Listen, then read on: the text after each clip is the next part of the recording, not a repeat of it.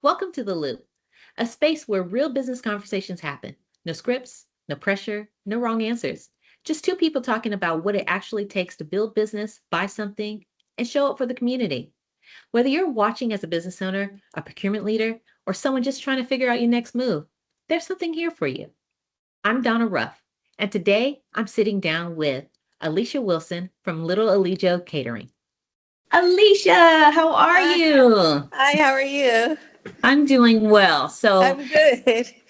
wonderful. So we'll start somewhere fun. So just loosen up. Okay. All right. So before we get into business, I have to ask, what was it like to have the paparazzi following you around Super Bowl as a vendor there?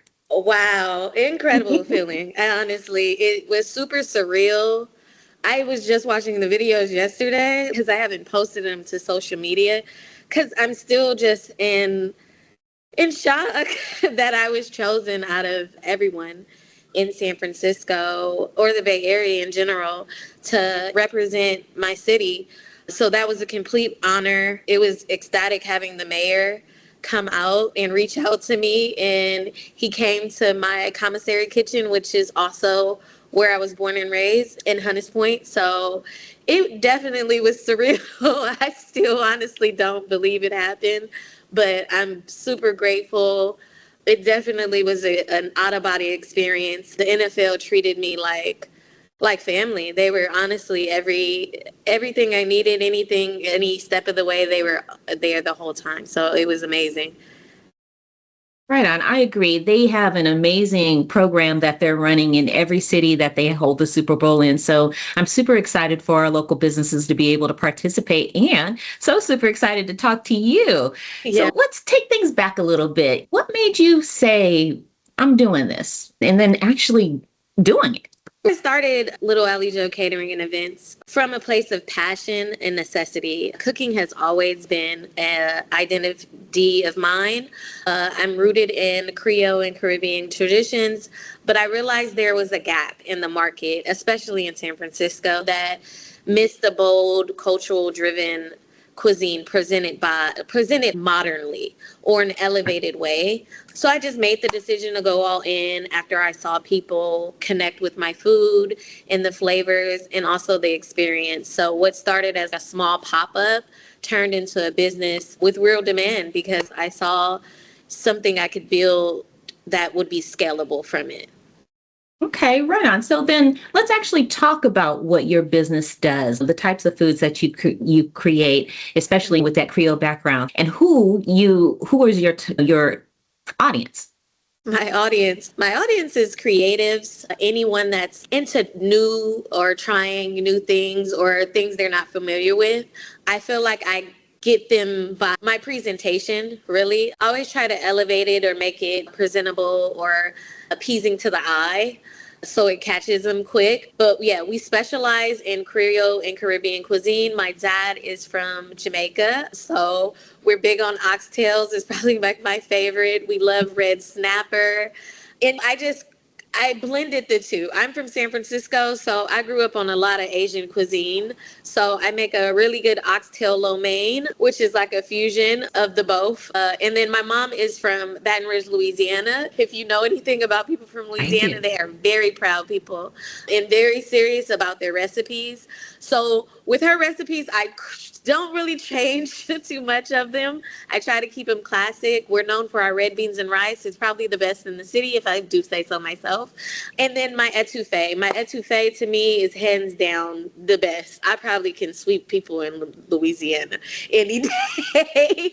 I'm really serious about my etouffee. But like I said, I learned it from my aunt and my mom's side and my mom, and I try to keep their recipes classic because New Orleans really does, Louisiana in general really does have the best food in the US. I can't even I can't even knock them. Hands down, Yeah, I love the Creole Asian fusion. I yes, do have an Asian background myself, and so at love it. the graduation, you had the small little tins, which Yes, are amazing because in the Filipino community, we use those tins. It becomes our sewing kit, it becomes man, holds tools, it becomes all of the things. A makeup bag, it comes all of the things. So thank you so much for exactly. that, and it's something that is a keepsake that I will have forever. So I I appreciate that love very that. much. I'll just give you a little background on the tin cans. I went to school for fashion design. I went to art school, an art school graduate. I love creating, which probably explains why I create some of the dishes I do. But yeah, so the sewing kit. My aunt also, not only did she teach me how to cook, she also taught me how to sew at the beginning of the age of 4, actually. And she always had a tin can full of a cookie tin can full of sewing kit. So it kind of was just like a full circle moment. It just made so much sense to incorporate that addition to my business, so they can have a little background of where I came from, education wise, to where I am now. Absolutely, it does make sense. So Yeah. let me ask you this next question because this is now some real talk, okay? Okay. Tell me, what is the hardest part about running and growing your business in today's environment? Wow. Businesses like mine are agile, creative, and capable of high impact experiences, but financially, the cushion isn't always there. For some of the larger companies, they have more access to capital than we do. And it's hard to scale when you're a small business because most of the larger corporations want to work with businesses that have that they're known for this large scale or this budget or getting paid 30 days or 60 Oh, days yes. from there. It's hard for businesses like us to go into contract with some businesses like larger businesses because it's financially it's hard for us to scale, especially with the food right now. It's not in a good state of price wise and quality or where you get it from. And me, I love quality over quantity any day. Mhm. So that's always going to be my first thing is the quality of the food, and it gets pricey, so that would be like the hardest thing to do is to scale on the financial side of it because stuff is so expensive nowadays. I agree completely. So then I love that you explained that because I hope that our corporations out there can understand like exactly what you said as something that needs to be understood about your business. So thank you for sharing Yeah. that. And then, so what kind of partners or contracts or other opportunities are you actively looking for right now then?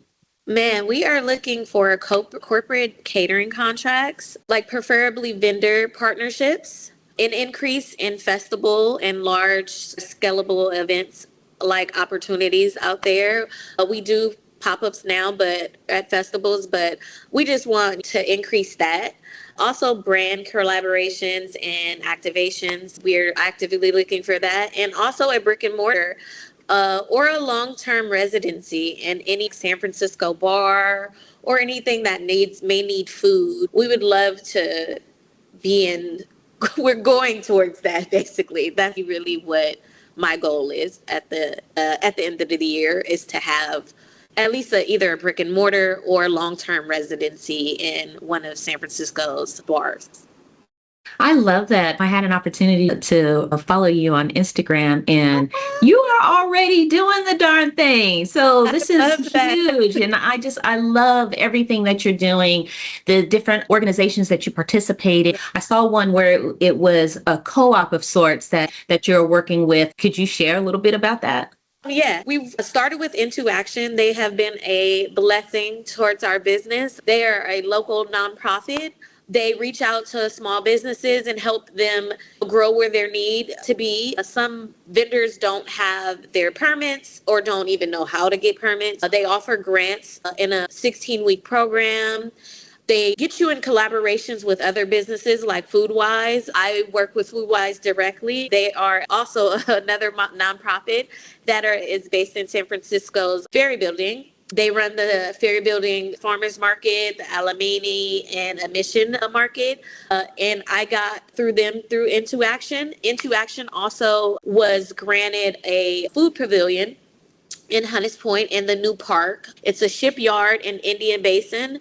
And the food pavilion provides month-long residencies to some of their cohort members. Me being the first, I was completely floored as well with that news. But I guess it shows on my Instagram. I am an extremely hard worker. I'm very passionate about everything I do and what I put out there because I want that back towards me. When I go out to eat, I love that energy. I love good food, and nothing makes a person feel better than good food. So I never want to disappoint them. So I always put my all in my passion in everything I put, bake or cook, or even down to the drinks. And Into Action just expanded that. They gave me the opportunity to do several pop-ups. They gave me grant money so I can scale, and I was able to buy a food trailer. So they've been like an extreme blessing, and I'm super thankful to have them on my side. We're super thankful to have you, and that's wonderful to know. You're a pioneer of sorts out there doing the thing. I appreciate you even explaining all of that to us. Yeah. So before we wrap up here, I just have one last question. It's a combination of questions, but Okay. I want to know what you want some of these procurement leaders and or corporations and other potential business partners watching you. What do you want them to know, and how can they find you? Oh, that is a great question. Little Ellie Joe is a brand that delivers both quality and experience. We're not just providing food, we're creating something culturally rich and operationally reliable. We're super reliable. We're ready to partner with organizations that value creativity, professionalism, and consistency. I would love for them to find me at littlealleyjoe.com, or you can find me at Instagram at littlealleyjoe.catering. And you can also find me at Dog Patch in San Francisco, just a few blocks from Chase Center. We pop up in our very little cute turquoise food truck all around the neighborhood. So I'm easy to find. You can also call me at 415-455-6032. Right on. Oh, Miss Alisha Wilson, thank you so much for joining us here on The Loop. What goes around truly does grow around, and we appreciate everything that you're doing in our community. Thank you so much. I appreciate you Thank guys. you. It's been a blessing to work with you as well, and I hope this partnership continues as too. Absolutely. Thank you so much. Thank you. That's The Loop. One conversation, real talk, and value that keeps circulating long after we leave this room. If what you heard today resonates, whether you want to do business with Alisha Wilson and Little Elijah Catering, get featured yourself, or just stay connected to what's happening in the diverse business ecosystem, the link is right below. Tap it. To our guests, thank you for showing up, being open, and being exactly who you are. Not just the business owner, but the person behind it. That's what this community is about, and that's what it's built on. We'll see you at the next one. Stay in the loop.